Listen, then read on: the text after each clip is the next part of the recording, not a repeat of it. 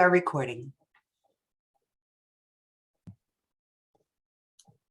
All right, thank you, Catherine.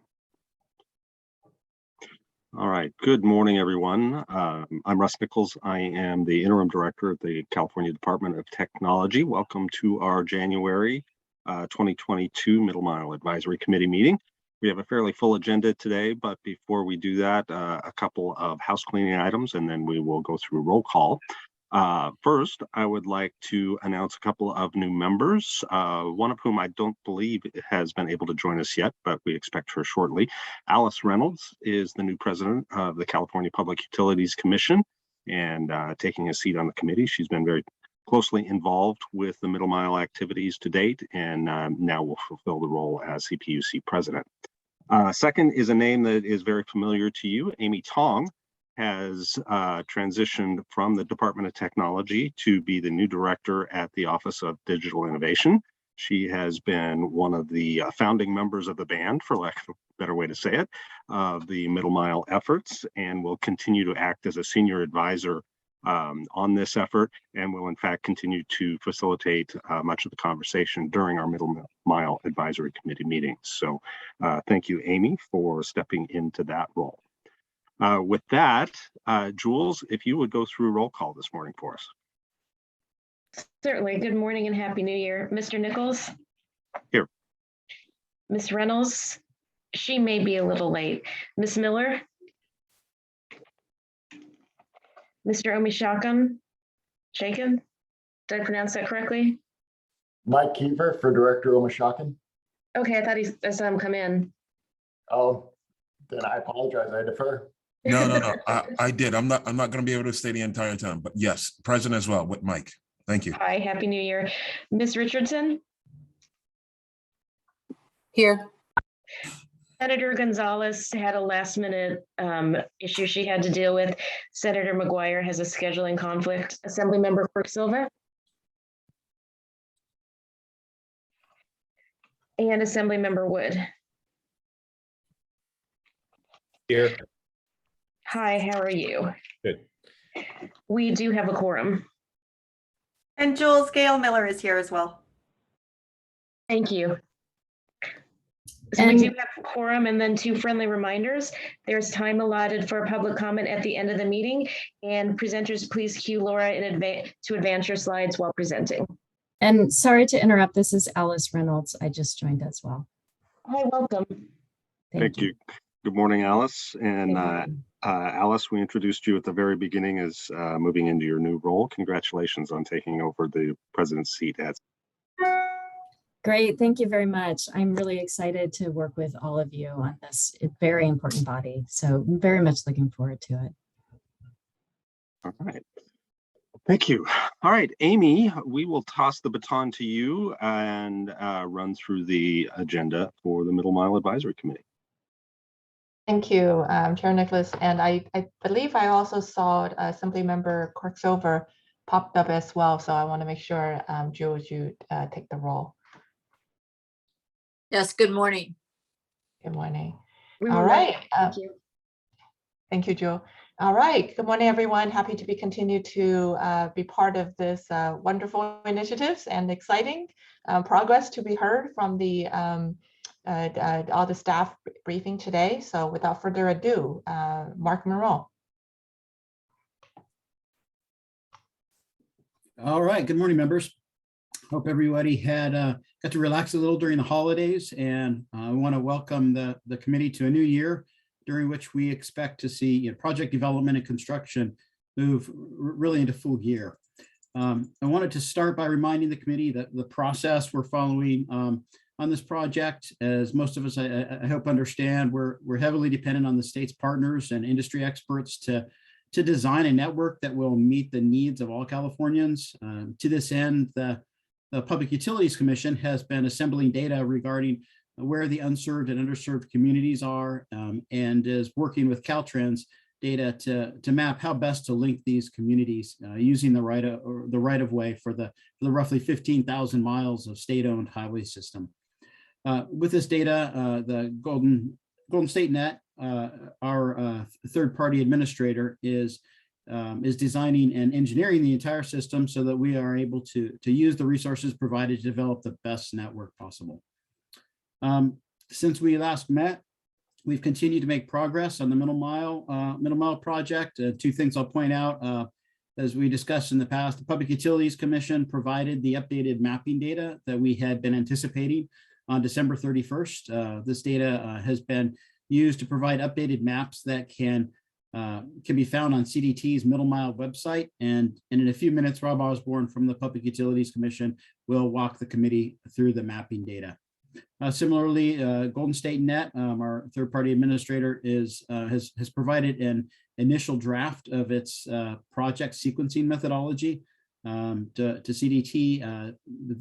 This combined with the data that PUC has developed on unserved and underserved communities and the system design that Golden State Net is doing right now will be used to sequence the remaining construction components of the broader statewide project.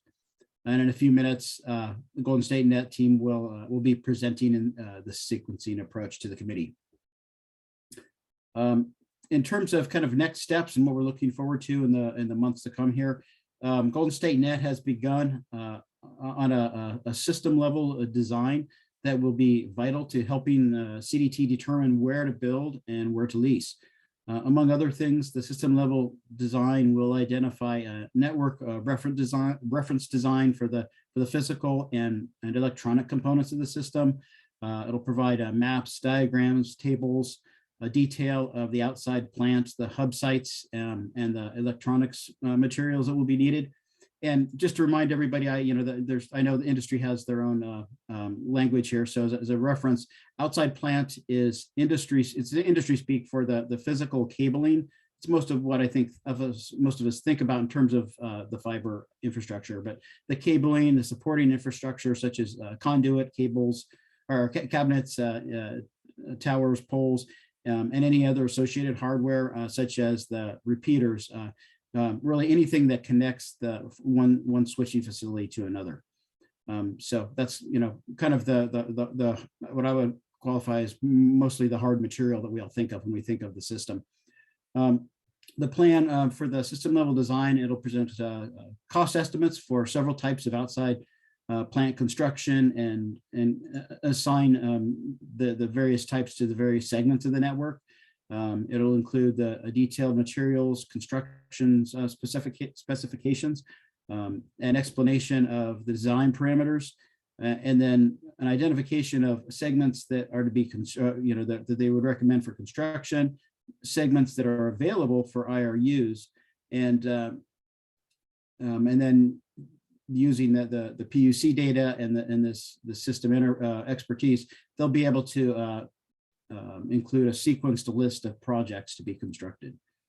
So we expect this later this spring, and as the design is completed, we plan to do engagement with members, locals, and stakeholder groups to help explain the path forward. Associated with the spring timeframe, we would anticipate announcing the remaining project lists of projects statewide as well. And with that, I'll turn it back to Director Tong. Thank you, Mark. I want to take a moment to make sure that if there's any questions or comments are being asked for this particular overview, especially I think hearing from some of the earlier feedback that perhaps there was a bit of a lack of a clarity in terms of what was made available at the end of the year and what is to come based on that information. So I want to make sure we take a moment to address that. And I see a hands up, Assemblymember Witt. Yes, thank you for that update. And so my question would be spring. So what does that mean? Spring goes all the way until June, middle of June. So some of my colleagues and I were under the impression when we saw the first 18 projects that that more projects would be coming, the announcement of more projects would be coming at the end of the year. So if that was our misunderstanding, it wasn't just my misunderstanding, it was several of us had that understanding. So spring is a 3-month period. So can you narrow that down a little bit? Because that ends up being quite a few months after the announcement of the first projects? Sure. So in terms of in terms of when in spring, I understand the question, and certainly didn't mean to. We didn't mean to create an expectation that there was going to be other lists coming starting this last December. The 18 was really there was in the broader system of where we have opportunities for leasing versus where we're going to build, and taking into account the public comment that was being provided to the Public Utilities Commission. There was some specific areas where we were able to kind of start the process that we're learning a lot from right now in terms of designing. So that was really unique. It wasn't intended to be the first of the first stage followed by the second followed by the third. Really, the approach that we want to take is to have a full system designed so that we could come out with, so that we know where we want to build and where we want to lease. And we kind of think of it from the standpoint that the amount that we build and how much it costs to build in those areas, right? We still have a finite amount of funding. And so so part of the lens that we have to look at this through is in terms of the leases, where are they possible, right? And it's not just, I think we generally think of the dark fiber IRUs. I think that's kind of a big lump category, but there might be some other alternatives to that. But I think we've got to be able to look at what it's going to cost to build, and that's and where alternatives are possible, and then that's going to determine not where we provide the service, but how we provide the service. And so coming out with that next list of projects in terms of constructing it we need to kind of have those other pieces and understand what we're dealing with to be able to select them. So I mean, I would like to say that over the April, May, and June, we would be able to come out with the remaining projects. But on some level, that's going to depend on the design, the system level design work that the Golden State Net is working on right now. So I mean, that would be my intent. But until I think we have that and we understand the moving parts and the choices we have to make, that's my reticence in committing to, hey, you're going to have so many miles by this month, if that makes sense. Well, and I thank you for that. So we are looking at a 3-month window, I guess, in that as spring. So I appreciate the complexity of that. You mentioned we have a finite amount of resources, and I will continue to push on timelines because we have a finite amount of time to dedicate and commit those resources as well. So as if we don't have those projects by June-ish, this whole initiative was actually approved back in August or July or August, I guess. We'll be getting close to a year mark, and the clock is ticking.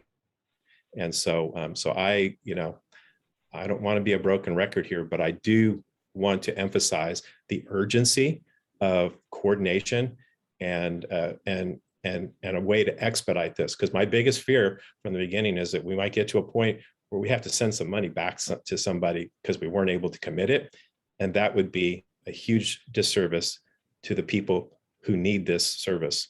So anyway, so I'll keep pushing on that, and that's I represent one of the districts that has the lowest adoption of broadband in the state, and so I just don't want to see this golden opportunity turn to bronze. Absolutely. And yeah, absolutely. And we couldn't agree more. And that's the thing that drives us every day. We've got to meet that deadline. So when could we, I'll stop at this point. And I may not say anything else today. So at what point can we get a better idea of what you mean by spring, so that we have a better idea of what that means? Because like I said, it's 3 months. So, Yeah, and so I would like to say that by April we would be able to come out with a full plan. Now that's, backing up from there, that's a lot, in terms of the system level design that is being developed in the broader system. That's what we're pushing for in terms of timeframes. That's helpful. Thank you. And Mark, if I offer you could, that for now. Appreciate that. Mark, if I could jump in and Assemblymember Wood, if I could also add a little bit, I completely share and agree with the time consideration for all of this. And not to mention, that each day goes by without further clarity on what's the next batch of projects, if you would.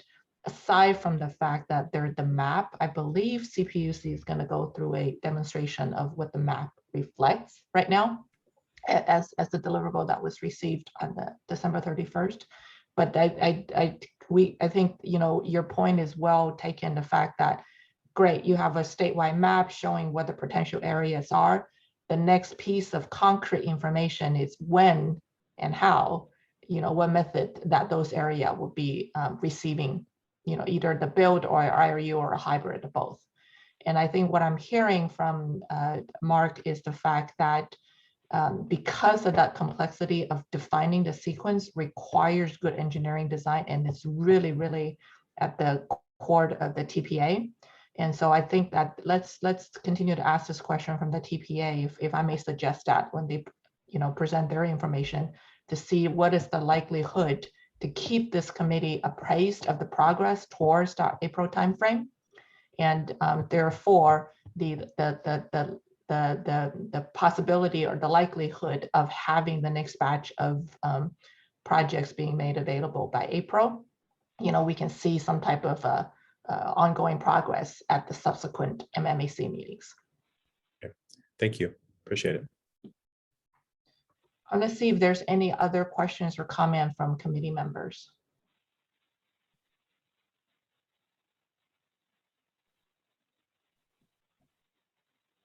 All right. And Assemblymember Wood, please don't be your last question on this. We love the fact that there's a good dialogue going. Oh, it's hard to keep me quiet. All right. Okay, Mark, back to you. All right. Well, I think if we're moving on in the agenda here, the next is we're going to hear from the Public Utilities Commission on their mapping effort. Thank you, Mark. I'm Rob Osborne, Director of the Communications Division at the Public Utilities Commission. At the end of 2021, CPUC staff. Sorry, I'll continue here. At the end of 2021, CPUC staff worked with Department of Technology and ESRI to create a public website that provides a background for the Middle Mile initiative, describes California's digital divide, explains the Middle Mile network, serves as a repository for the various data sets and analyses required by legislation, as well as providing resources and links to an FAQ, the Middle Mile Advisory Committee meetings, and a way to provide public comment.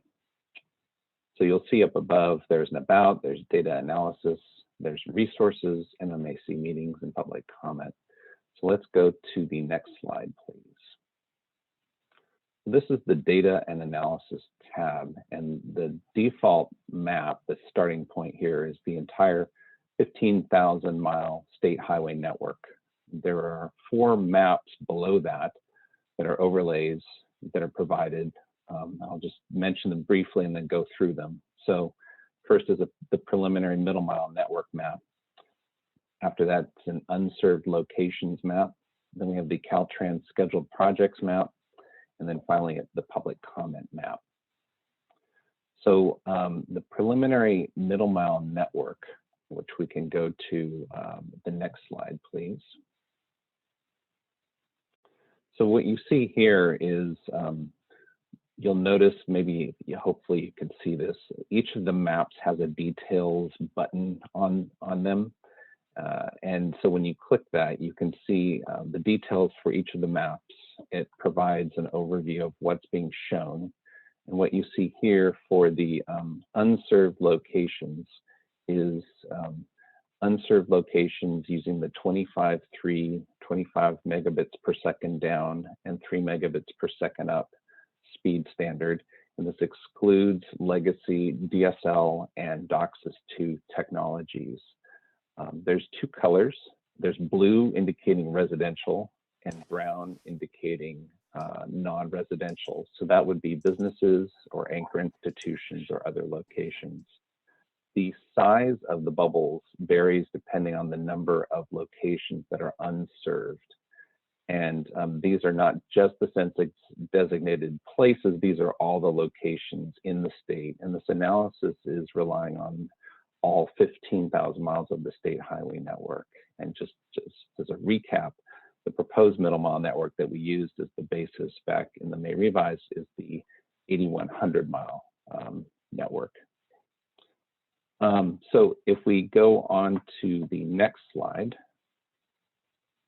Okay, so this is a zoom in on the locations, and what we see here, we zoomed in near Inglewood. There is a census block group. So each of these is represents a census block group that shows that there are a total of 1,406 units in this block group, so locations. And within that set, there are 217 unserved residential units and 2 unserved non-residential units.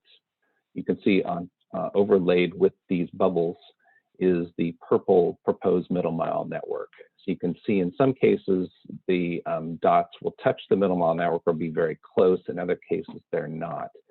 So in cases where they're not, we would need the last mile provider to provide connectivity to that middle mile. Let's see, let's go on to the next slide, please. Okay, the next map available here is the Caltrans scheduled projects. And this is public data from the Caltrans Broadband Partnership Opportunity Map.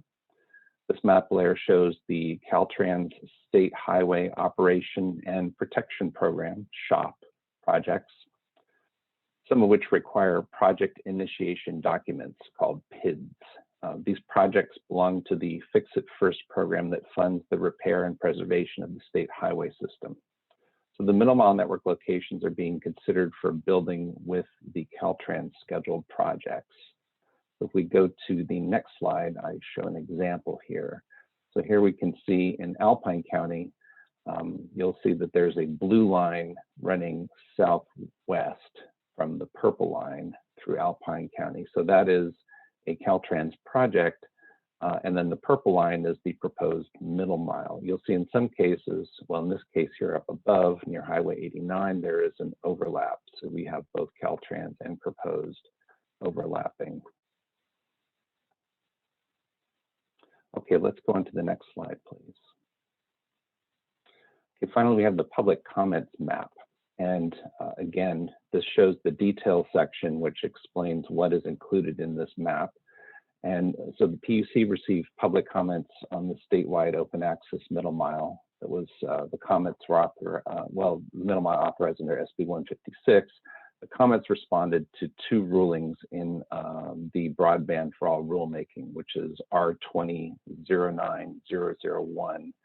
And those comments were filed on August 6th, or based on rulings of August 6th and based on another ruling of September 9th. So the comments are both formal, which were provided in response to that proceeding, as well as informal. So people did not have to be parties to file comments, and those comments are reflected in the map. And we also have links to those comments on the PUC website. So if we go to the next slide. So here's an example, and this is in Santa Cruz, where we have a proposed middle mile, which is in the purple down at the bottom, and we have green, which is a public comment.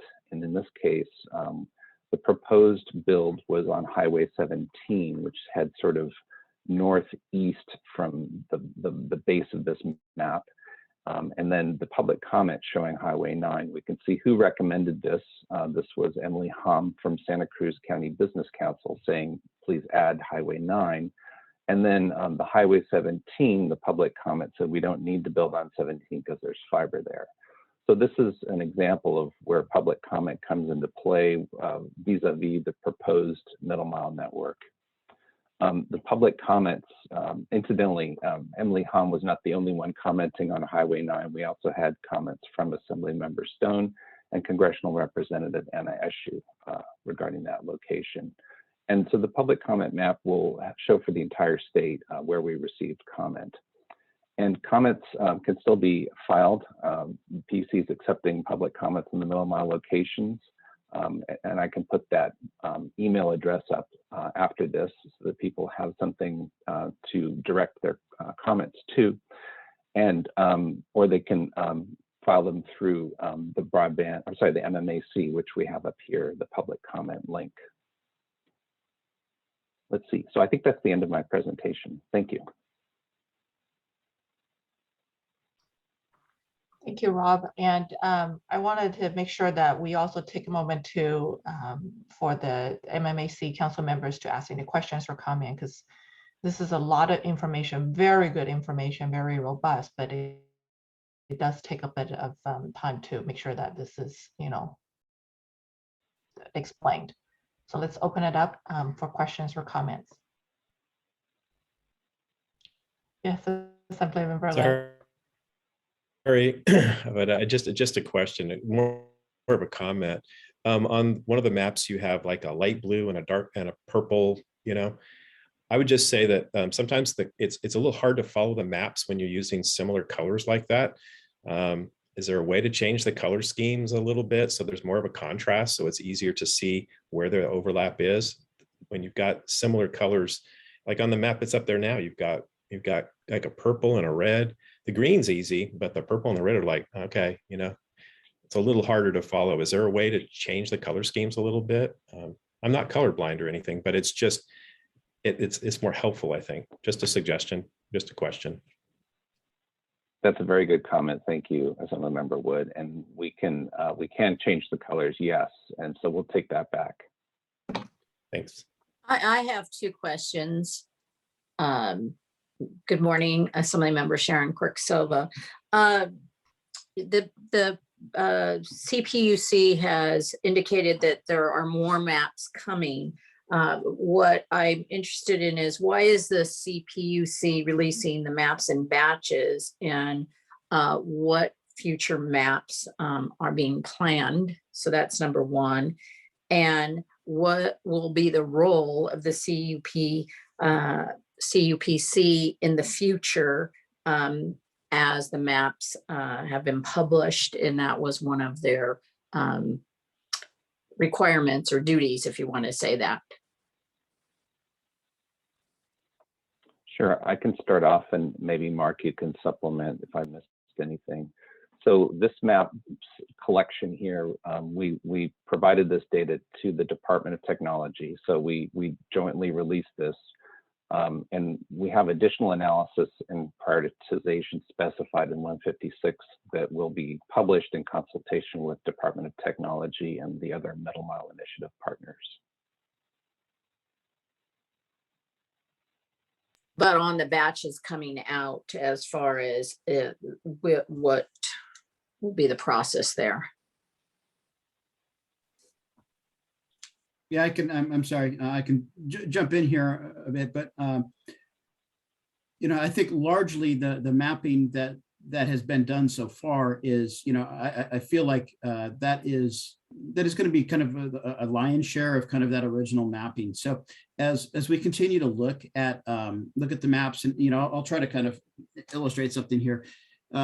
We have you know, 2 points, and they're connected by 2 freeways, right? So right now we have a map that, you know, the PUC has gone through. This is the most direct route. Look at public comment, and you know, okay, well, this seems to be the best route. But if we look at Caltrans has a project that's going down here, it may make sense to do that a bit differently. So I think, you know, I use that as an illustration of a scenario where, you know, again, we look at the mapping here that the PUC has done, and I think this is the majority of what the mapping is going to look like. But as we understand the project better, similarly, let's say we're saying we're going to connect these 2 freeways, yeah, or connect these 2 points in this freeway. It turns out there is a lease opportunity for an IRU that will, you know, save us money, and it's just it's another tool we're going to have that might be down here. So I just say that because I think most of the mapping, I think, is pretty much contained here in terms of what can be, what we'll be providing, but understanding that there will be updates as we understand each individual segment and projects and how the whole system level design really plugs in. That those are going to be what I would say are the primary changes we would expect.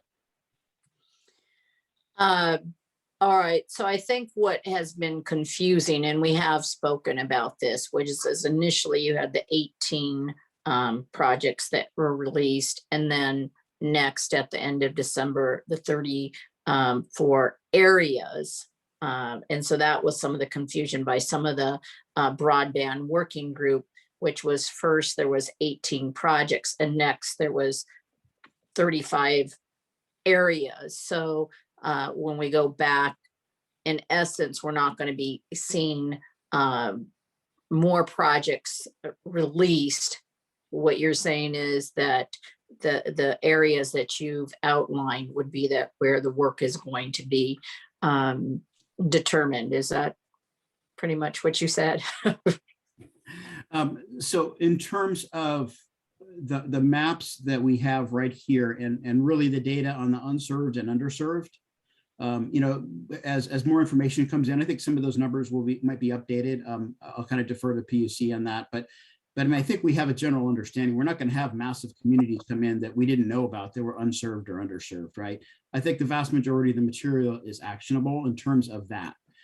So now that we have a highway, we have a highway map, we have a map of potential, Caltrans projects that could be leveraged, and we know where we want to go with that map, which is obviously going to those communities. That's the highest, that is our purpose here.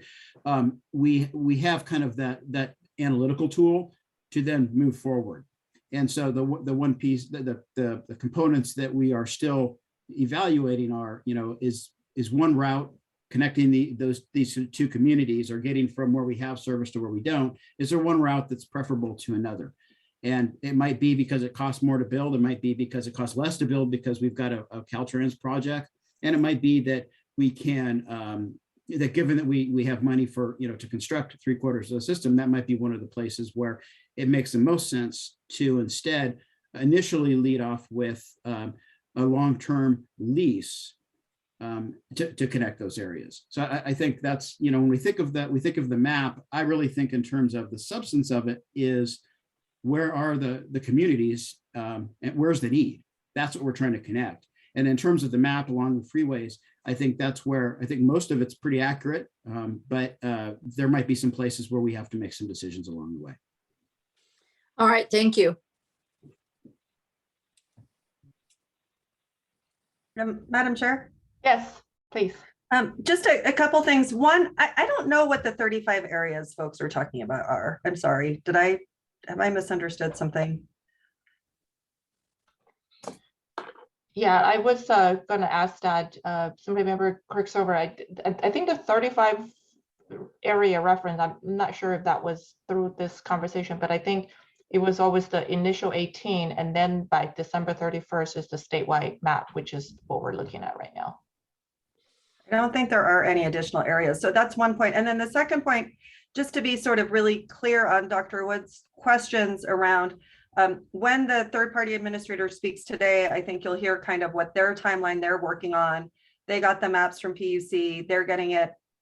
They need to get their initial deliverable to us by the middle of March. So I do want to be really specific, Dr. Wood, in terms of timing, so that you start to see that the timeline's actually working. I don't want to be kind of deliberately vague, because I think it's really important that you see the steps. But we're at a point, we have the work from PUC, we now need the work from the TPA. And it was those two pieces of information that came together that in order for CDT to make the next set of announcements. So it's definitely not kind of a loose springtime. I mean, I know that's a euphemism for a lot in our world, but I think because of how important this project is, it's really good to be specific. So when the TPA comes, I know one of the things we're talking about is the deadlines that they're driving towards. So we'll just make sure that they can be really clear on that. So you can start to actually see the trajectory that you'll actually start to see projects announced and starting. So I hope that's helpful in terms of actual, like an actual timeline. Very, thank you. All right. Are there any other questions or comments? I have some questions on the CDT, but you can do the presentation. I'll ask them all after, or if you want me to ask them before, whichever you prefer. Why don't we, if it's okay with you, Assemblymember Cordova, let's have the briefing wrap up by TPA and Caltrans, and then we'll open it up for additional question. Okay. All right. Okay. With that, Rob, are you all done with the CPUC portion of the presentation? Okay. All right. Yes, thank you. All right. Let's move to the next presenter, please. All right. Wanted to thank Rob and his team again, just acknowledge the time and effort that they put into to really, to putting this together and gathering this mapping data. It's been, it's going to be very helpful and very useful to the project. As has been discussed in recent MMAC meetings, the COVID pandemic made it clear that much more broadly across other states where maybe broadband wasn't a priority in the past, just how vital access to high-speed internet is for everyone, for basic things like work, education, and access to medical services. So we can understand that there are other states that maybe for whom this was not a priority in the past, and understanding it's now one, and that they're not perhaps as far along in their plans as we are in terms of funding and development, but they are, that's going to create a pressure. And so since this is likely to create, an increase in demand for materials like fiber and conduit, from other states, and I think some states are already pursuing, purchase of future supplies for these materials just to get ahead of the line in line. So we're also developing an RFP for a master purchase agreement with which we plan to procure at least half of the anticipated materials that we would need for construction and development of California's middle mile network.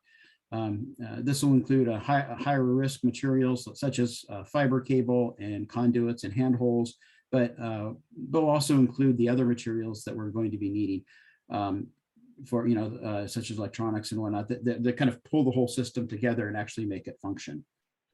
So the RFP will also include the option to expand the order in the future as the system level design is completed and we have a clear understanding of what will be needed.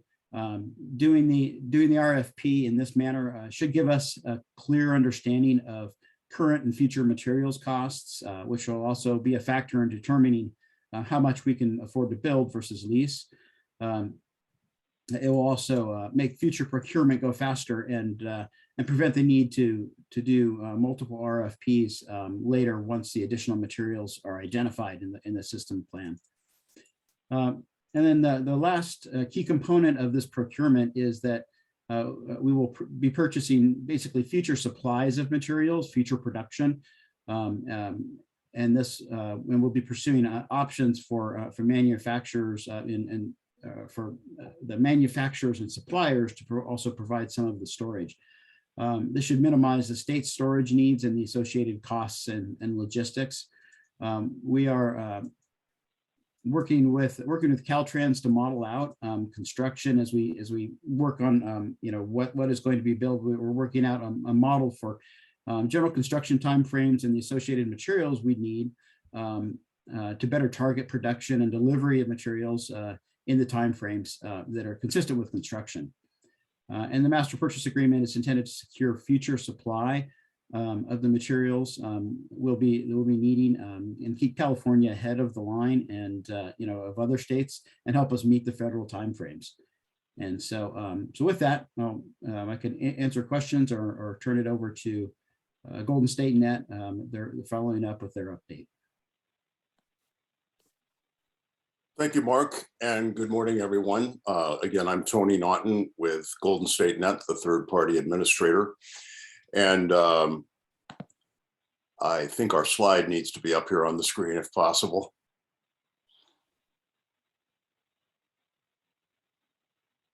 I'm sorry, I'm not seeing the slide. Is it there? Yes. It says TPA update. Are you? not There it able is. to- Got it. Sorry, there it is. Thank you. Yes, the TPA is making good progress on the 18 initial projects. We're getting close to finalizing route locations for these projects. And as mentioned last month, most of these projects will involve newly built fiber routes on Caltrans right-of-way. We've continued to work closely with Caltrans so that the right-of-way construction processes can continue on for these in a timely way. As to locations that will be initially developed with existing dark fiber, we've made quite a bit of progress in the last month on negotiations for dark fiber IRUs on these. And they will be procured for several of the 18 initial projects. We expect those agreements to be completed very soon, so development engineering for these can move forward as quickly as possible. The objective of the initial projects, of course, just to remind everyone, has been for all the parties involved in developing this middle mile network to learn and refine the processes and approaches we use. And we have already learned quite a bit and continue to do that. So it's now about timely execution, of course. An important aspect of this is determining the locations of regional exchange points. Again, to just revisit what a regional exchange point is, these are extensions of the middle mile network in order to bring it closer to the last mile providers to be served. Regional exchange points provide what we call a meet-me interconnect capability for last mile providers so that they can connect into the middle mile network and through that to the global core of the internet. Regional exchange points keep local traffic local, where source and destination in a internet interaction, for example, may be in the same locale.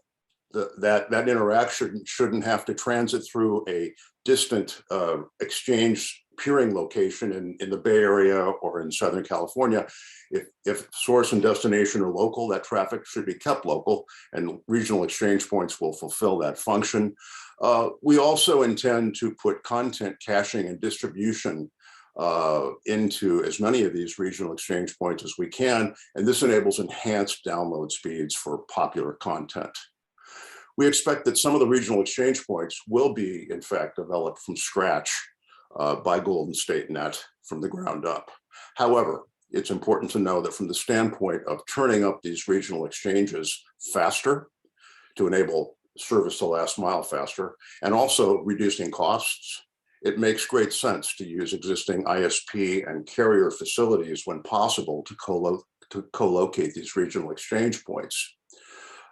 These existing facilities for co-location of regional exchanges already meet the electrical power requirements for an exchange point.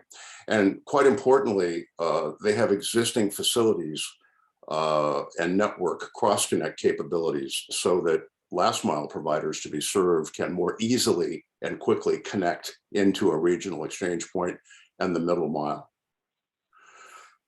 We continue to work on the program plan for middle mile development that I mentioned last month. Once again, this is really a playbook of all the processes that Golden State Net as the TPA developer and operator of the middle mile network will use. The process will be used for recommending middle mile locations for development. That's included as part of the program plan. It will also be used for recommending the sequencing of development. And we have an initial version of this recommendation selection process within the current draft of the program plan. And that's what we will be using as we continue to refine that with CDT. The remaining program plan itself is a work in progress, and beyond the determination and selection process for middle mile development recommendations that I just mentioned, the program plan also includes middle mile network design and services development, community engagement and external communication processes, middle mile network development implementation and oversight, testing and acceptance protocols for newly developed network, activation of network, into production services, the live network, and then ongoing network operations, which of course is a 7/24/365 function for a carrier grade network, such as the one we're developing here with CDT. In addition, it's important to note, well, the program plan will also lay out business development and revenue generation approaches for the middle mile network to ensure that it is sustainable in the long term and can support the ongoing operational and maintenance costs for that long term. So the determination and selection process for all remaining locations is already underway beyond the initial 18 projects. It's a large undertaking under which we will do complex analysis and make recommendations to CDT for all remaining middle mile locations to be developed. And we're doing that, of course, from the CPUC map. And it will also recommend sequencing and timing for locations to be developed. We're using the existing draft process for selection and determination and recommendations to CDT, even though it continues to be refined in our discussions with CDT. And this process for selection and determination, it includes, from the standpoint of a network operator and developer, which is what the TPA at Golden State is, this process of determination, selection, recommendation, it includes other factors from the standpoint of an operator. First of all, starting out by grouping middle mile locations into middle mile development regions. In many cases, these may be coincident with Caltrans districts within the state, although there, for practicality, there may be some exceptions to that. The selection process also, of course, requires weighted preference to unserved areas, which is required by the statute, but also takes into account underserved areas that can be served along the way as well, which of course is also one of the objectives of the statute. The selection process and recommendation process takes into account the relationship of the middle mile to the last mile in the geographic and physical sense. There's a general goal to try to extend the middle mile as practically and closely to last mile operators as possible. That makes it more convenient, less expensive for last mile operators to connect into this middle mile. And that goes right along, of course, with determining regional exchange point locations themselves.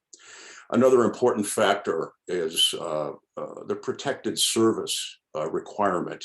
By protected service, I mean that just as the middle mile backbone itself has built-in redundancies, we want to have ring architectures connecting to each regional exchange location. That's what we intend to do.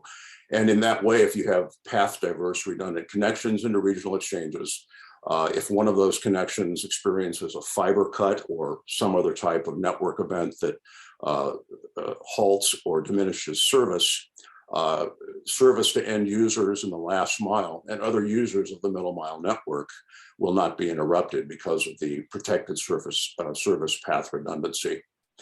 Of course, this process, as has been mentioned already, takes into account the availability of dark fiber IRUs with existing carrier facilities when possible. There will be variations on the theme, but in general, we may see many regional exchange points. We expect to see many regional exchange points that are served on one path by perhaps dark fiber, on another path by newly constructed routes on Caltrans right-of-way. Path diversity will be in place. That's a general characterization. There could be variations where both paths are newly constructed or where both paths are dark fiber. That is a function of the location analysis that we'll be doing. It's very important that in development of the middle mile, we take advantage and leverage existing third-party development projects and construction projects on Caltrans right-of-way. Those may include some of the existing, and they will include most of the existing open access networks that are already in the state. And there will be additional open access networks that are separate from this middle mile that will still be coming. It could also include other forms of construction projects on Caltrans right-of-way that may not even involve communications infrastructure, but nonetheless are creating a dig situation. And of course, the real objective here in leveraging third-party projects is to stay within the requirements of dig smart and dig once. The other important aspect to sort of wrap up the characterization of the selection determination process, it results in a creation of multiple lists of middle mile locations to be developed, as well as the sequencing of those projects. This effort, I should say, is to produce timely recommendations to from the TPA, from Golden State to CDT by mid-March, as was mentioned, so that final decisions can be made by CDT for the remaining locations to be developed and then announced publicly thereafter, as Mark mentioned. And we're trying to do that as quickly as possible. There are a lot of complexities in doing this analysis and making these recommendations. We're very focused on this right now as our primary activity, while at the same time, the 18 initial projects continue to make progress towards development. And that concludes my presentation from Golden State Net as the third-party administrator. Thank you, Tony, for that. Mark, I wanted to see if you want to make any comment here before we go to Caltrans to wrap up the presentation part of it, and then we open up for members for questions.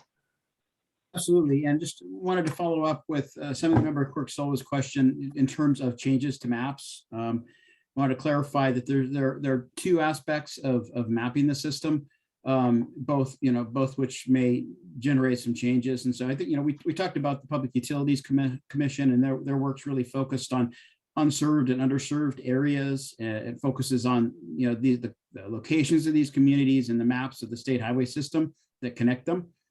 And then really provides a lens of the interactions between those highway projects and the overall state route, the route map, and how there can be efficiencies there. So certainly, I think in terms of what PUC has provided, there's in terms of any changes, there might be some there based on highway projects, like we said. But I think primarily most of what you'll see there has been, is kind of been decided, subject to, comparison with Caltrans projects and the appropriate changes there.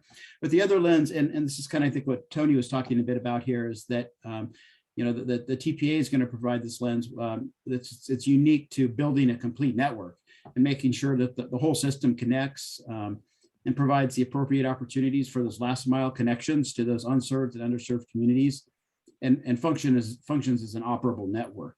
And so I think this is where, as the TPA moves towards towards that March timeframe, that is the other aspect of this that I think that might generate some changes to the map, and we'll have to see as they really develop the nuts and bolts of the system and what it actually looks like, how it connects, and how it provides service to all to the whole state. I think that's just another potential component of change to those maps. So hope that helps. All right, Mark, and actually with that explanation, I because this, again, the TPA, and Tony, thank you for that very thorough description of what is the work that is taking place now between now and March in order to have a sequencing of additional projects coming up to be announced, say spring, starting April. I do want to take a moment to see if the committee members wanted to ask question now to the TPA, because I know this is very, very complex. If we should do that. I have a few questions. Go for it. And it kind of goes over not just this agenda item, but others that would relate to this, which is on the state auditor did a report recently related to the CDT and how we might be looking at security related to now middle mile, but any of our security issues and how we would be prepared for any kind of threat related to middle mile. Or so, and again, that could be a separate agenda item for a future meeting, but I just want to make sure we got that in. I also wanted to make sure that we, as we're talking about, and thank you for the clarification, Mark, on the projects. I think that has been confusing, but thank you for that. On the last mile providers, are we going to be looking at that, the middle mile and the last mile, and how we're going to be identifying those projects? Because obviously the middle mile's essential, but we have to get to that last mile. So that's one. And again, on the security part of this is, what kind of plans will we have for some major outages as we continue to see? So again, I don't mind that being held for another meeting, kind of security, power outages, these type of things, but just what kind of plan. And then finally, we have with the SB, this legislation, there is expected report to the legislative body in March.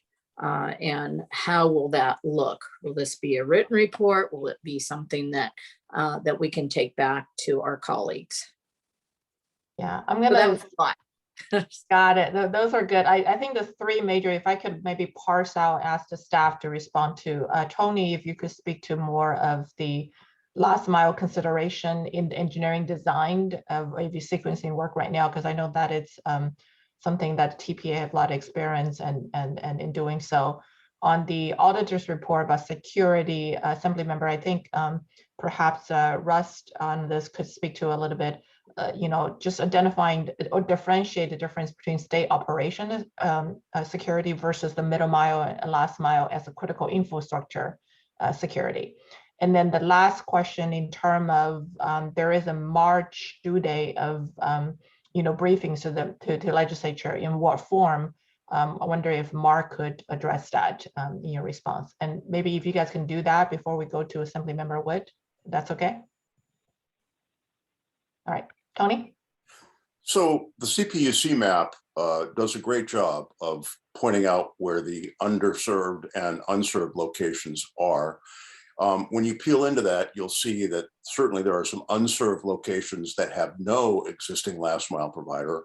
And hopefully we will see more and more of those regional broadband consortia groups or other MPOs apply for funding such as CASIP grants to support the creation of last mile capabilities for the unserved.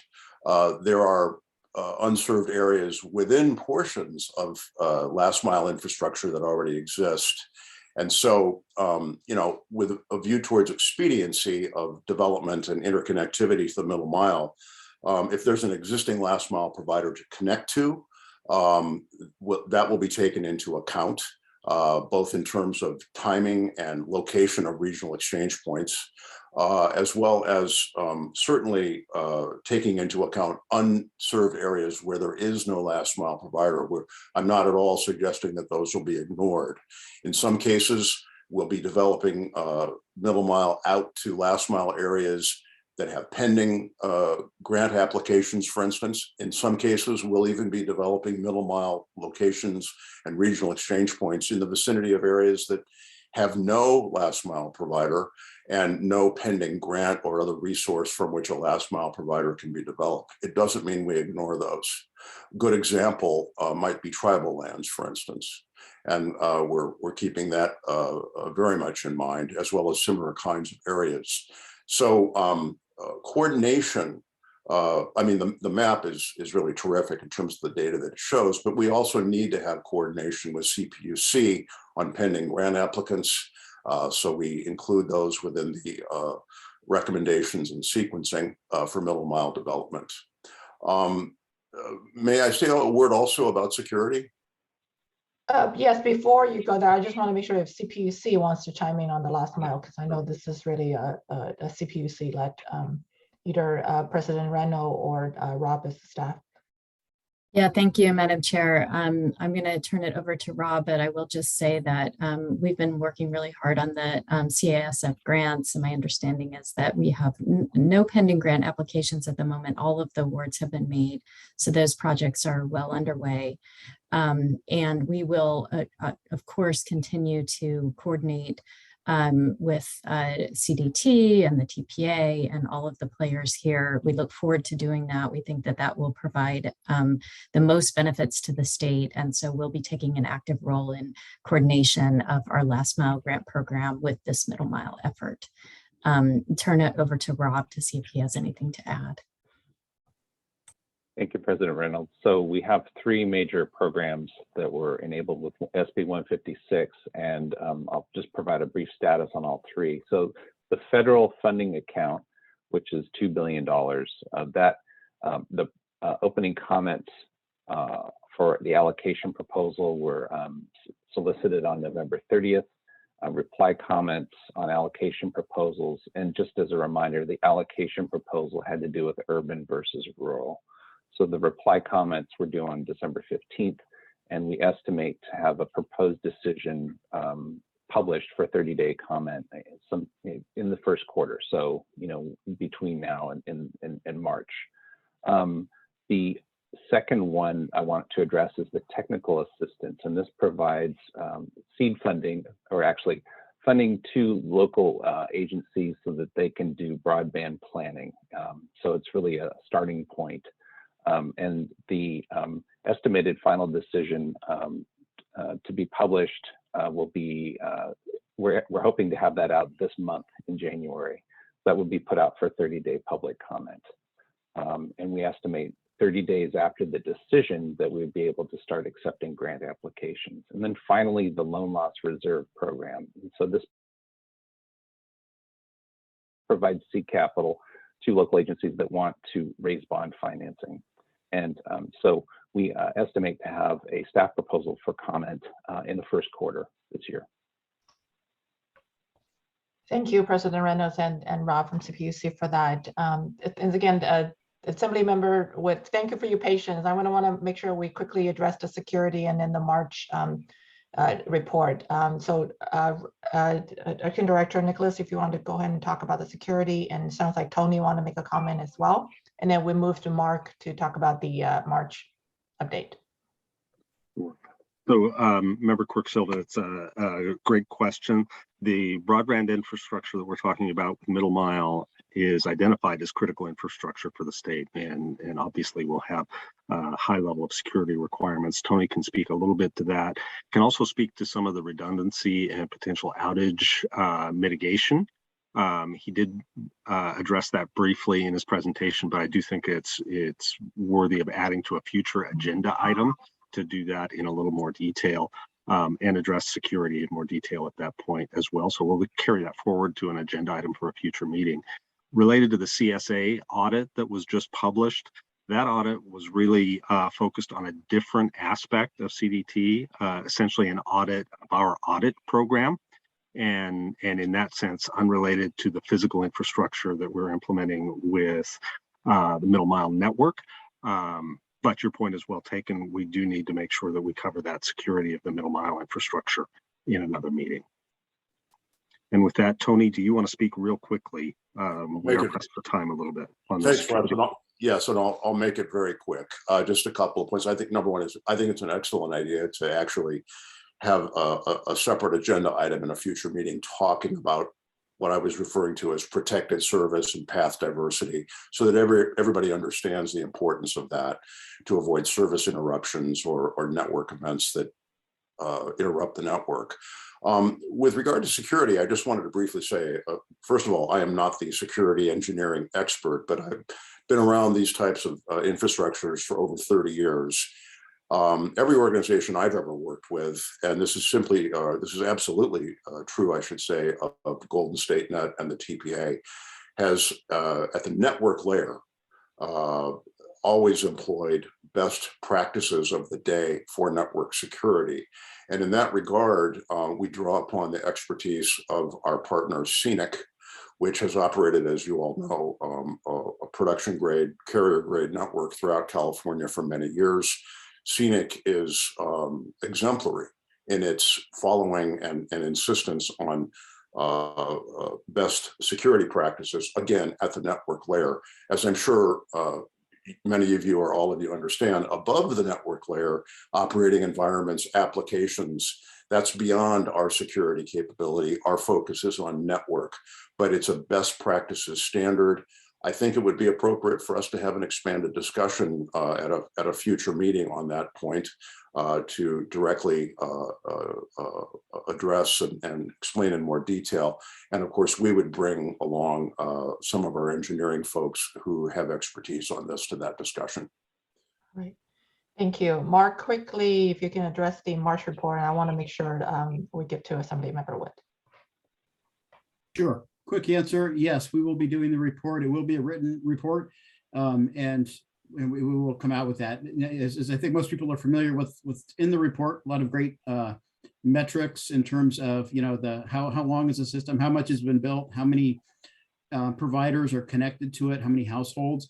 But I think that, you know, key to remember is, you know, this is something that will take, you know, 3 to 5 years to build. So, you know, so we'll come out with that. We'll talk about kind of how we plan on approaching that. But we'll definitely come out with a written report. Just understand that, you know, a lot of the metrics, we're not at that point yet. Member Kursover, hope that addresses your 3 questions. Yes, excellent. Thank you so much. Thank you. Assembly Member Wood, thank you for your patience. Well, no problem. Thank you. This is helpful. And couple of my questions did get answered, but a couple of questions for Tony. You know, and I appreciate your comments when we talked about that you will be looking at middle mile projects where there may not be pending last mile projects. I would just say that one of the biggest challenges in some areas is the lack of a middle mile makes it financially impossible for last mile projects to happen, unless you are a large incumbent carrier who also has the middle mile and the last mile piece of this, who has already mapped out that's going to work financially for them. So I guess one of my questions is, you know, in general, how would you characterize the working relationship with incumbent carriers and how that is going, negotiations on, assuming, I don't know if you're the negotiating party on the leasing pieces of this. And then I have a follow-up question regarding kind of just how some of the last mile ties into this. Sure. So the relationships with existing providers, carriers throughout the state is generally good, and you know, it's also a leveraging and a reflection of a similar relationship that CNIC, our partner in this endeavor, already has had with those various providers for many years to come.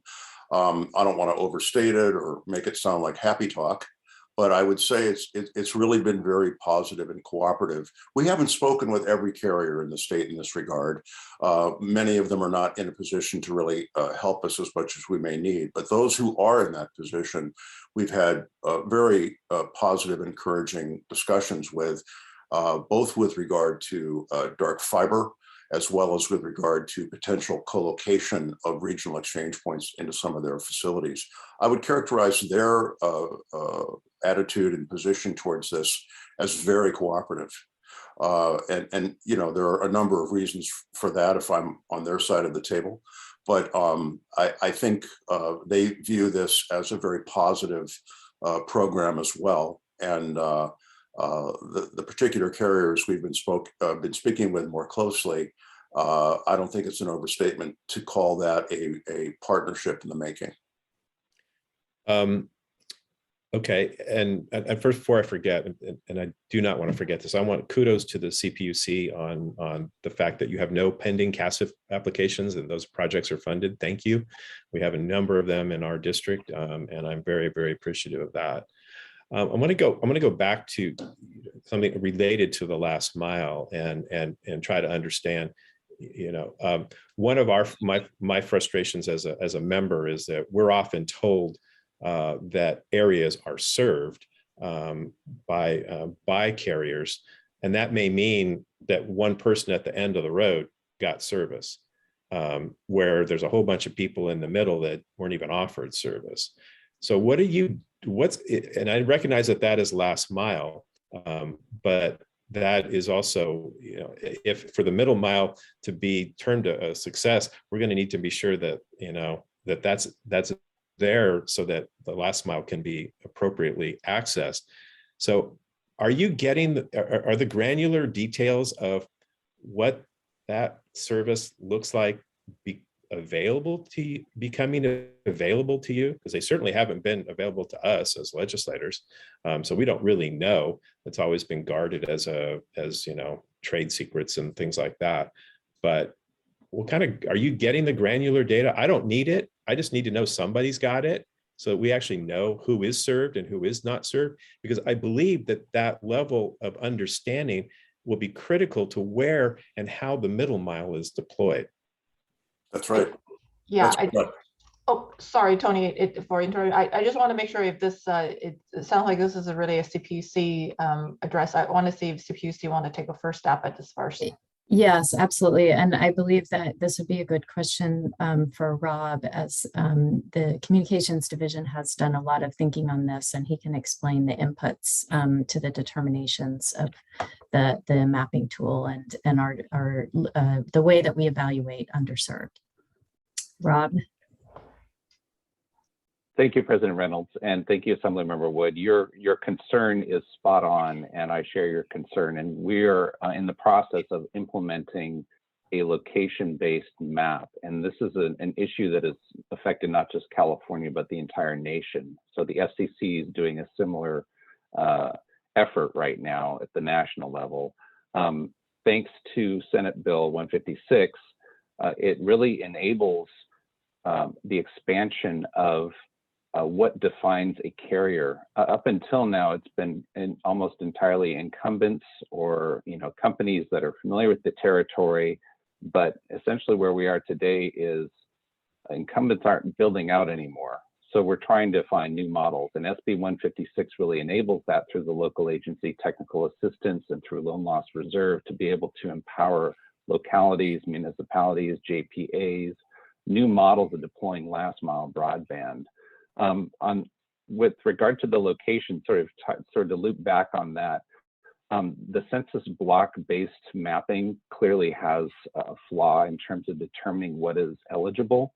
And certainly the map is the starting point for determining eligibility, but it's also not the final word. So in every case where we have a map, we use that as a starting point, and then we have to dig into where is service actually available, who has it, and at what speeds. The location-based mapping will let us drill down to a very specific, end user locations to make that determination. So yes, we're working on that, and that will be part of the last mile initiatives that we're in the process in the various rulemakings that I mentioned. Well, I know in other states there's their efforts, their crowdsourcing data that have come together that have created some information. I recognize that California is a much bigger state, but that's a critical piece from my perspective. So we really need to know what is truly served and what is truly unserved, and that information has been elusive, to say the least, in the past, certainly in some of the areas that I represent. And then just a final question. I do appreciate people indulging me here. This is a really big issue for us, something I've been working on my entire time in the legislature. And so that's part of why I am so dogged in my determination to see this be successful. We've been waiting for years for some of this, and we just want to make sure it's right, it's equitable, and that it gets the job done. So Tony, just in general, you're talking about timelines, are recognizing the complexity of what's going on here. And you've heard my comments here. Do you have? We've got March looming out there now, which I now understand. What is that deliverable in March? What are you gonna have for us in March? And so I'm just curious as to what do we expect from you in March? How I would characterize it, Assemblyman Woods, is we will be presenting and recommending to CDT lists that will contain where middle mile locations need to be developed to service unserved and underserved last mile locations. The lists will also be based on sequencing, but I don't want to make it sound like we're only going to work on one list at a time. This program will see a lot of concurrent activity throughout the state in each of what I'm calling the middle mile development regions at the same time, whether it's activation of dark fiber routes, whether it's working with Caltrans and their contractors on new build and Caltrans right of way, It's a large undertaking. There are a lot of complexities. Another challenge that is typically seen in any of these kinds of efforts, whether they are, government sector, private sector, commercial, or otherwise, it's an interesting process. It's obviously complex. The construction and development or activation of network routes, the development process itself is highly dependent on third parties.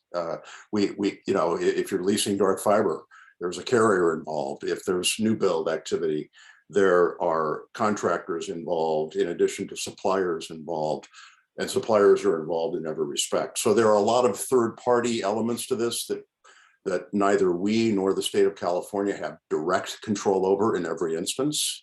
And what we're doing in any of those situations, and what many on my team have been doing for their careers, is to push those third parties as much as we can, so that there's not any more time delay than needed.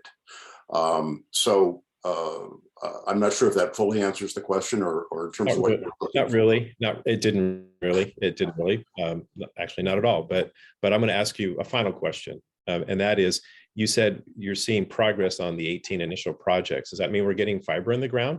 What is in your mind? What is progress on those 18 initial projects? Sure. Progress is completing the analysis of where the routes should be, as well as having awareness of what alternatives to those routes may be, so that we can develop, as I was talking about, protected service ring topologies that serve regional exchange points that extend off of the middle mile. And it's no excuses. There's just a lot of detail and complexity that has to be analyzed before we can make what we think are best recommendations. And in the 18, most of these are newly built. There are a handful that are dark fiber. I can't disclose details about the dark fiber negotiations for reasons I'm sure you understand, because those arrangements are not yet finalized and completed agreements. We're very close to that, however. And more visibility to that will be possible to the extent allowed by agreements with carriers and others in those dark fiber arrangements. There will be some where NDAs don't allow us to share all the details.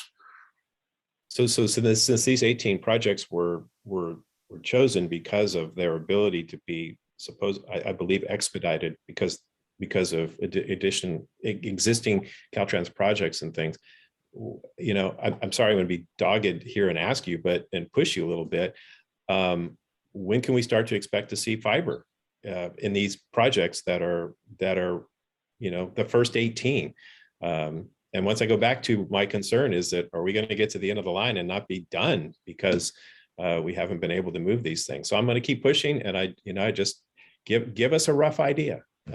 When these are 18 projects that were chosen for a reason, when are we going to see boots on the ground movement towards fiber in those projects, roughly? Sure. So can I jump in here, Assemblymember Wood and Tony? So in terms of fiber in the ground, so you're right. We came out with these projects, these 18 projects, and what we have asked Caltrans to do is go out and start that pre-construction process. As I've kind of mentioned in the past, I think historically Caltrans pre-construction process has been, I want to say in the 3-year range. They're doing it. They're trying to go much faster, but that is the work that they need to do to get all of the permits, to do the surveying, to design the project.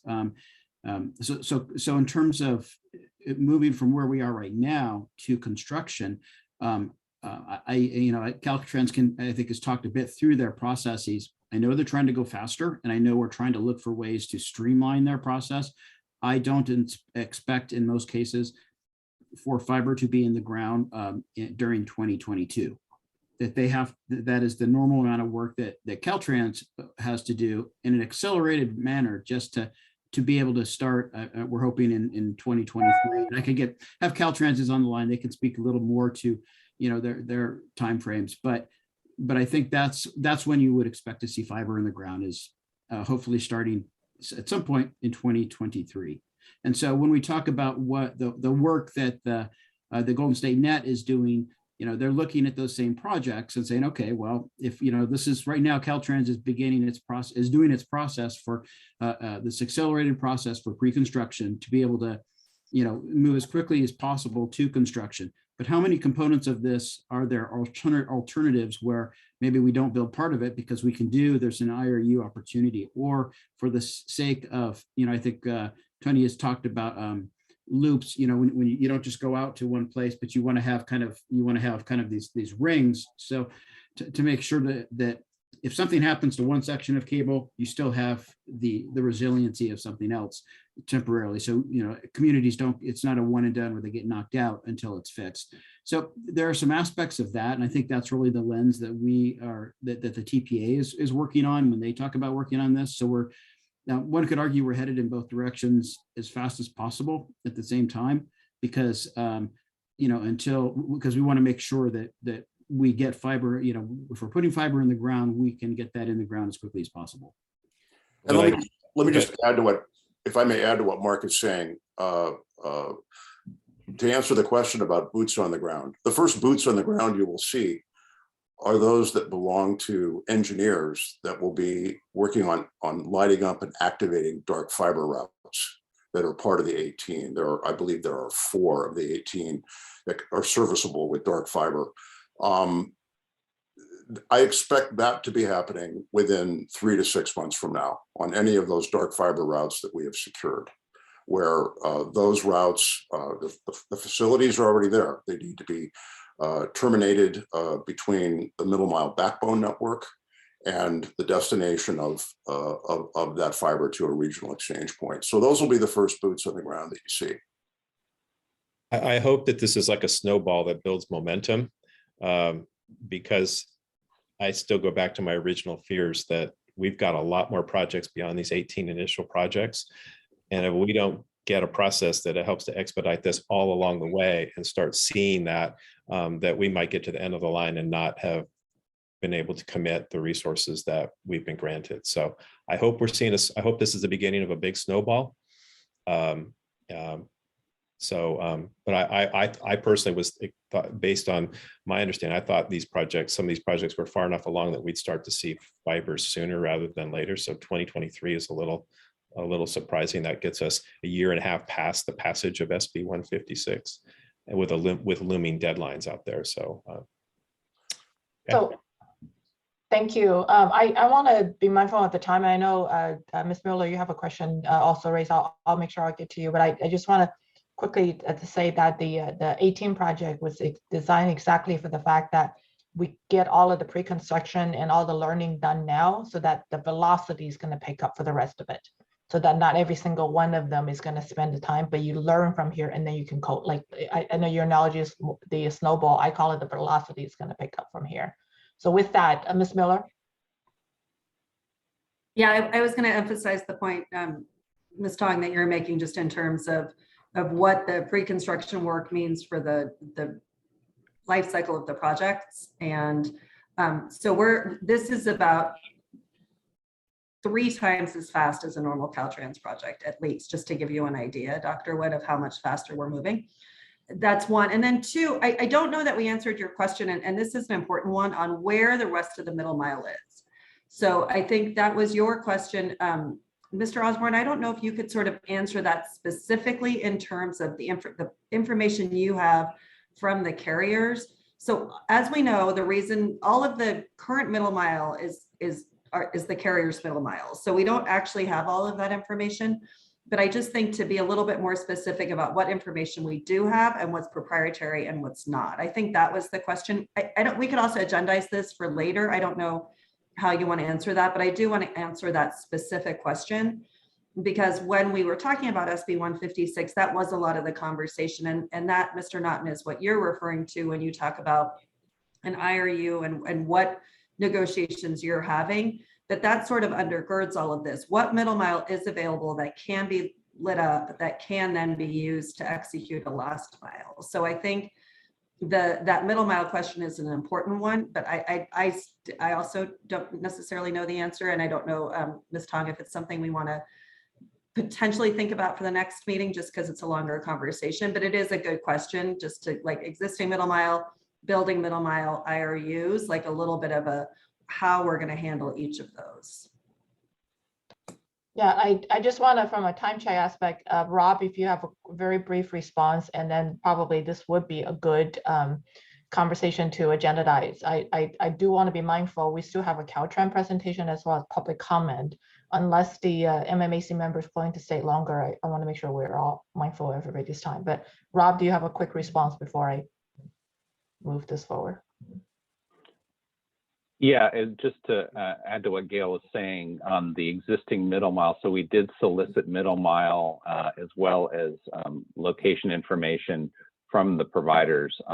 That data was submitted to us under confidentiality. So that's something we can't put on the public map, but we're working with CDT on figuring out how that would be shared in what format.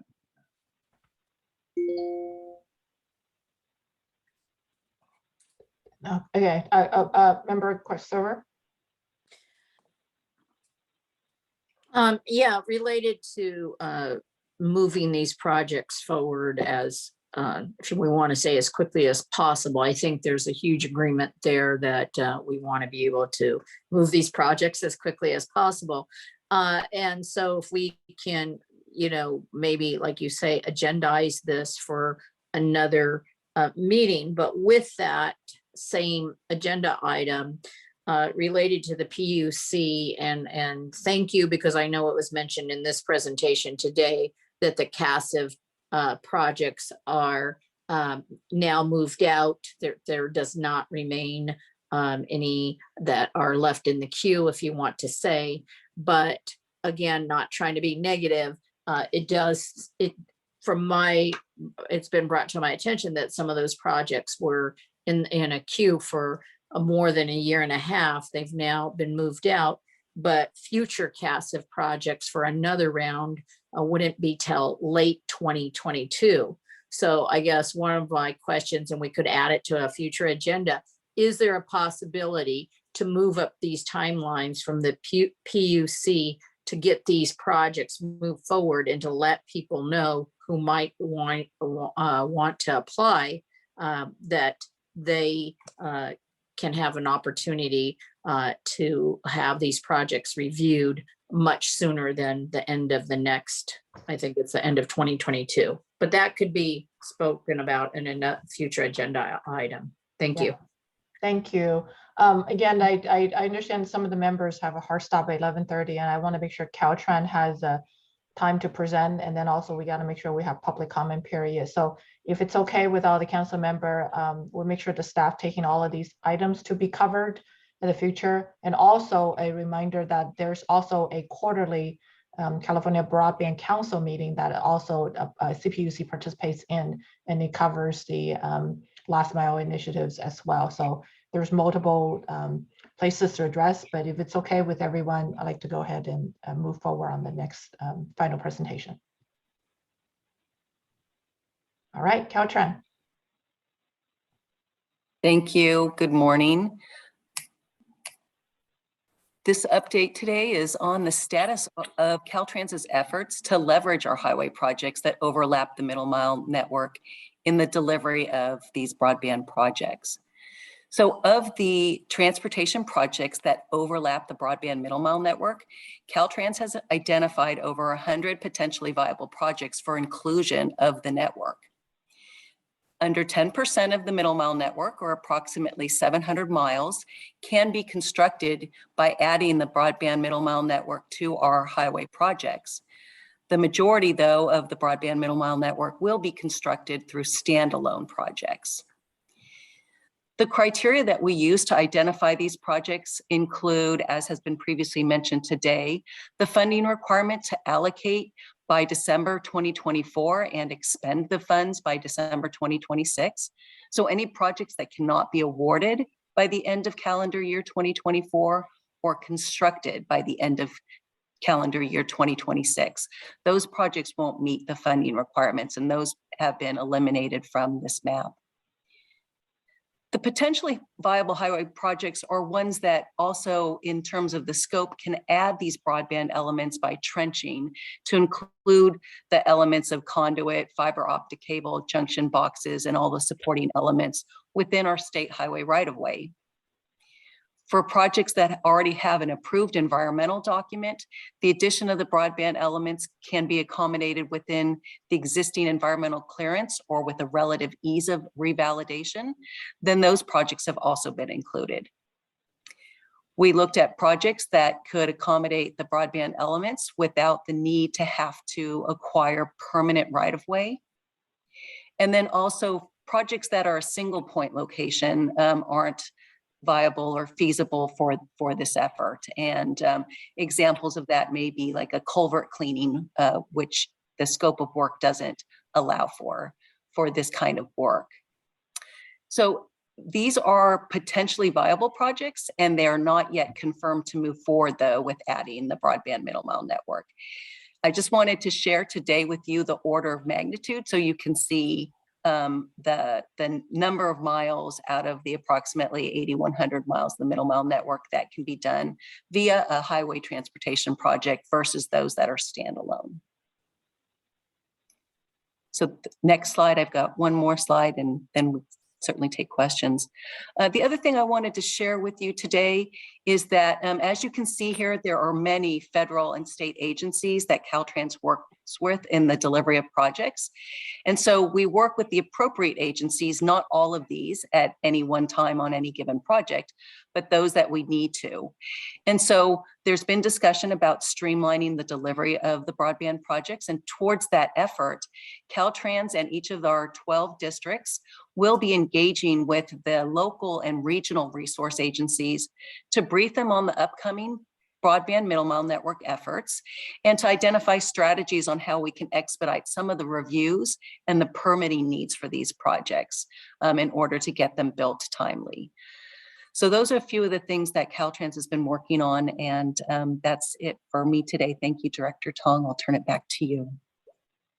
Thank you, Elizabeth, for that. And I think this is the point I also wanted to echo, the fact that Caltrans is working with the Department of Technology and other partners to look at whether there are ways to further streamline on the already expedited path. And this is to ensure that the 3-year commitment and 5-year build out timeline is to be met. So if this could be a subsequent update as well, Elizabeth, I believe this is a great interest to the MMAC member as well. All right, any other questions for Caltrans?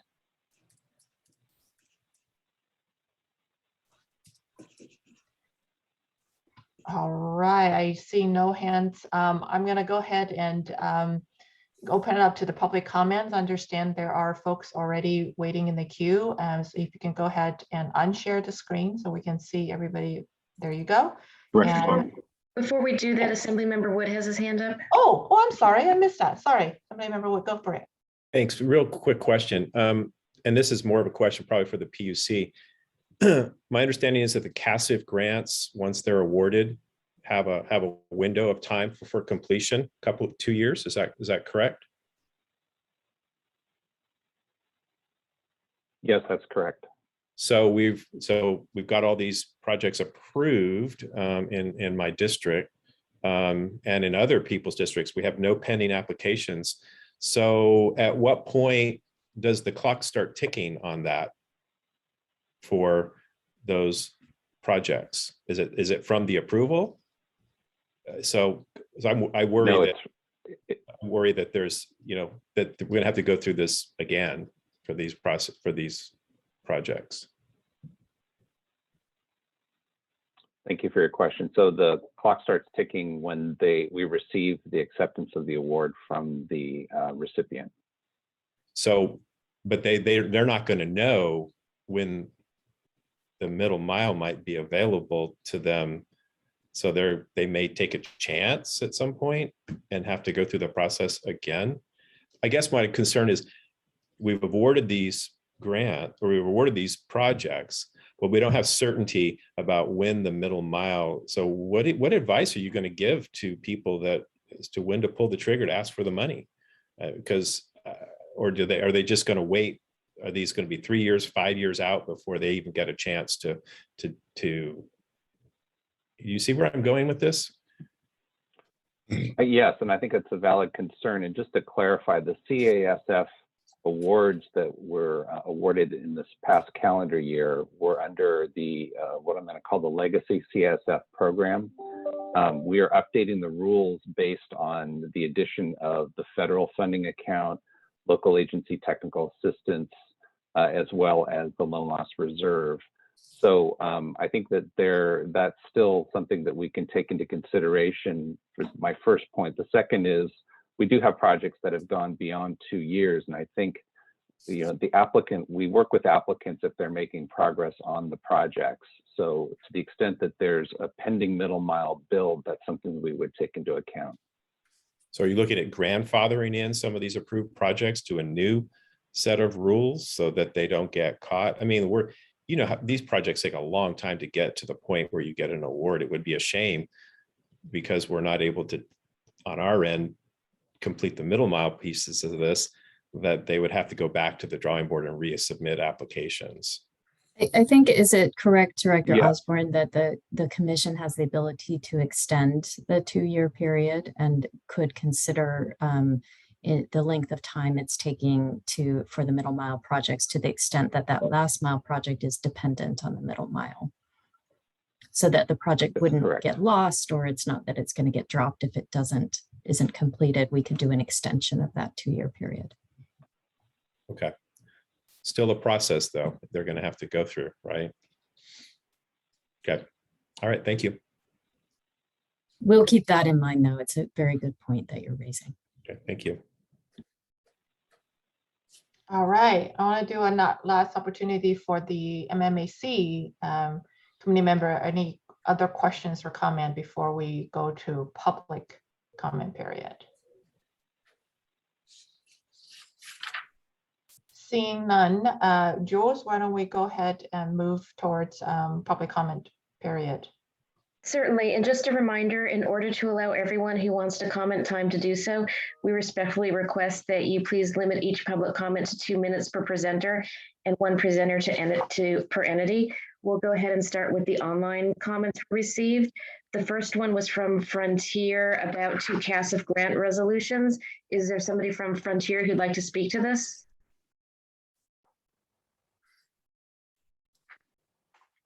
If not, we'll go ahead and just attach it to the meeting recap. The second was from Michael Kleeman from UC San Diego. Is he here?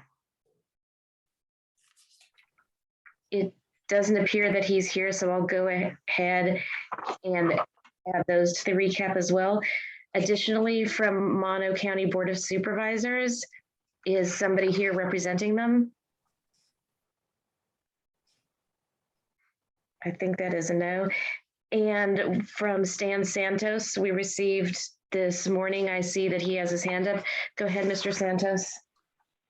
Yeah, I'll save those because I know you're running out of time. It's really precious. But maybe what I'd rather ask is if there's a staff person that I can direct those questions to, because quite a few questions, and I only put them in yesterday, so that's kind of unfair.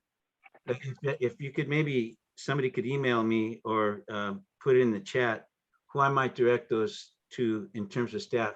That we have a regional consultant for the West Fresno middle mile project that we designed, and I have to thank again for your consideration of that.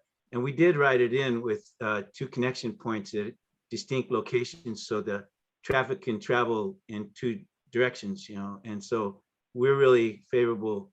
And thank you for also the consideration for redundancy or some kind of rings.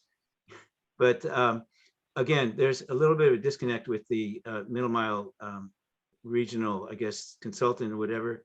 It's just been through the holidays that we've missed each other. And so there's somebody that I can direct these questions to in staff. That would be really great. The only other thing I'd say is that I think Mr.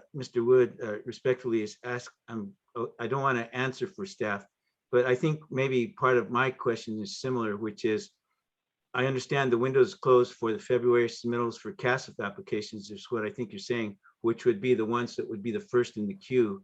However, we're talking about applications, many of which, or some of which, are in areas which nobody's disclosed that they have middle mile capacity, and where the service providers, the incumbents, are not always disclosing that. And so that's always been a bit of an issue. And I'd like to also communicate with somebody or correspond with somebody regarding the CASF applications, and whether we're talking about CASF applications where there's no middle mile, because that puts them in a kind of an awkward position.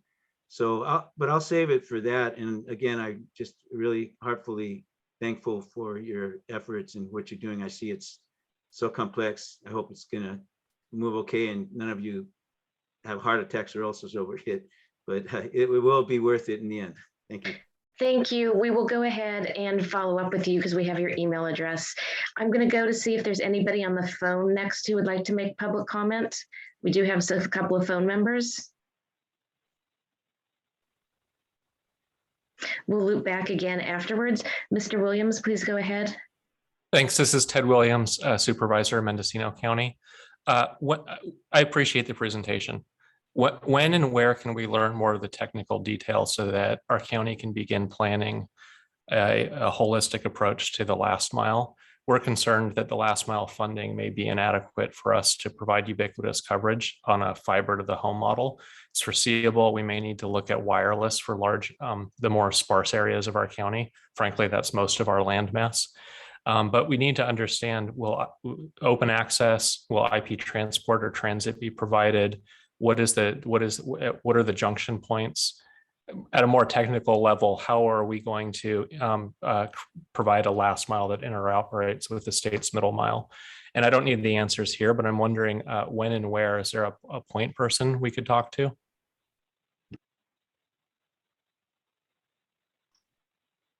I was just going to ask, is this something that between Mark and Rob, you guys can probably start with CPUC, and then any unanswering question regarding the middle mile can come back to Mark? That'd be the point to go. I think Mark volunteered, but he's on mute. Oh. Got it. Okay. Sure. In terms of the tech, if you can hear me okay? Yeah, I'm just saying we don't necessarily need to address it. This could be a follow-up item if we have contact information. I want to make sure if that's okay with Mr. Williams. Yeah, absolutely. That's really what we're after. We're trying to do planning, and we've met with the CPUC. We're not getting answers to technical questions, and it may be the answers aren't available yet, but we want to make sure that we're at least tracking. And I imagine other counties are in this predicament of wanting to plan out how to use the funds for last mile and not knowing how we're going to connect at a more technical level. Maps are one thing. It's different to think about getting out there in the field and where the fiber terminates and how we're going to route traffic. If I may just quickly respond to that, Amy. What our intention is, and this is what we will do, the middle mile network, of course, it's open access.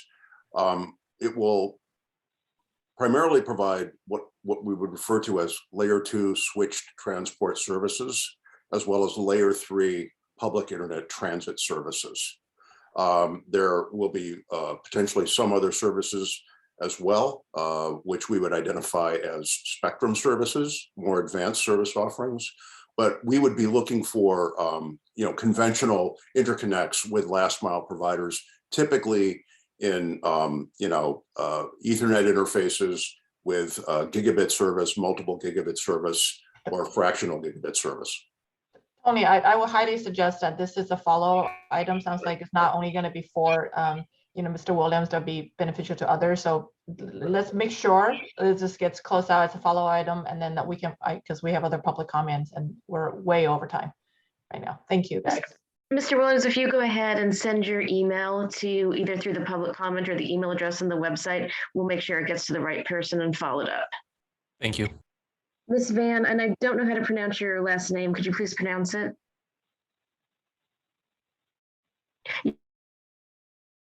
You're still muted. Thank you for that. Martha Van Royen. I just had a housekeeping question. Would it be possible to start for the Department of Technology or the middle mile Advisory Committee to start a listserv for email updates on the project and project meetings so that the word can be spread more about this project within the community. A lot of the state departments do that, and it's very helpful to send out and say, would you like to sign up for email updates for the Middle Mile project? So thank you so much. So we do have a stakeholder list for the meetings, and Mark, did you want to speak about specifics about the projects, or Tony? Well, yeah, I mean, I think the question is in terms of having, yeah, I totally get your question. I think that's a good point. We'll circle back on that in terms of being able to send stuff out. So I don't know that we're gonna, you know, it's much broader than any given project. So I totally get your point, and we'll talk about how we want to, how we can meet that need. I appreciate that. I'm the executive director of the Inland Empire Regional Broadband Consortium, and that makes it very easy to send out the information to say, hey, yes, this is at once a month on this date, but if you guys want to sign up for your own updates and keep track of the project, it would be great. So thank you so much. And then get the word out to all our stakeholders. Thank you. We're not seeing any more hands. I'd like to loop back to the people who are on the phone.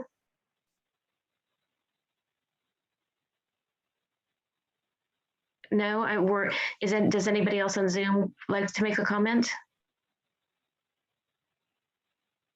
It appears that's all our public comments for today. All right. Thank you, Jules. And thank you everyone for staying, you know, longer than originally planned. But I think this has been a really, really good conversation that's taking place. And thank you for all of the MMAC committee member for participating, asking good questions, and staff for addressing them. And for the public, for the question that you have raised that warrants follow up, those will be addressed.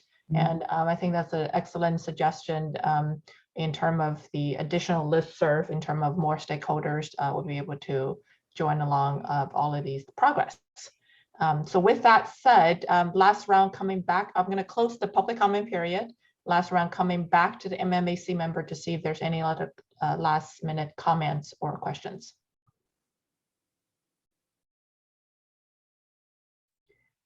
Seeing none, definitely there were takeaway agenda item for the following meeting. And I think, again, really, really appreciate everybody staying longer. And I'm going to go ahead and wrap this meeting and hand it over to Russ to adjourn. Thank you, Director Tong.